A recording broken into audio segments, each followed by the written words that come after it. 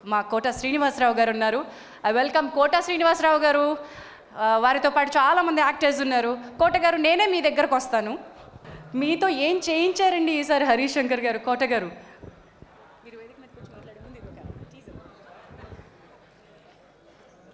అది ఇప్పుడు సస్పెన్స్ చెప్తే బాగుండదు, కానీ మనకి హరీష్ శంకర్ గారితో గొప్ప సుఖం ఉందండి. అతి తక్కువ మంది అలాంటి డైరెక్టర్లు ఉంటారు.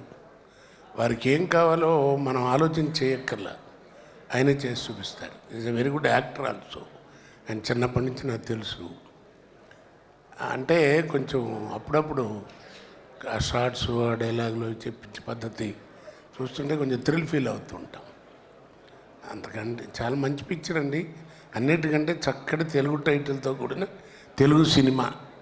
అది ఒక తెలుగు కుర్రాడు హీరో. అది చాలా గొప్ప సినిమా. మంచి మ్యూజిక్ డైరెక్టర్ తమన్ గారు. ఇందాక మీరు అన్నట్టుగా అన్ని రకాలుగా అభిరుచులు ఉన్నటువంటి ఒక గొప్ప నిర్మాత దిల్ రాజు గారు. ఇది కాంబినేషన్ అద్భుతంగా ఉంటుందండి. మంచి cinema.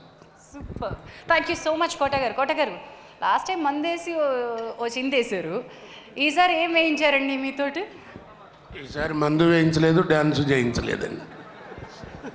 Harish Shankar last time నేను నిజంగా థ్రిల్ ఫీల్ అయ్యాను. నేను పాడతానని అనుకోలేదు.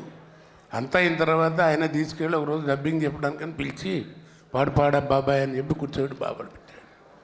ఏదో అయిపోయిందండి. గాయకుడిగా కూడా చేయించండి అన్నయ్య. అది కాబట్టి మంచి సినిమా అండి. దీనికి ఇక డోకా లేదు ఈ సినిమాకి. రామయ్య వస్తావయ్యా అంటే వస్తాడు, తొందరలోనే వస్తారేమో చెప్తారేమో, ఎప్పుడు వస్తారో డేట్. రైట్. కోట గారి నుంచి ఇంకా పంచి రాలేదేంటా అనుకుంటున్నాను. రామయ్య వస్తావయ్యా అంటే వస్తున్నాడు, ఎప్పుడు వస్తున్నాడు అని వెయిట్ చేస్తున్నారు.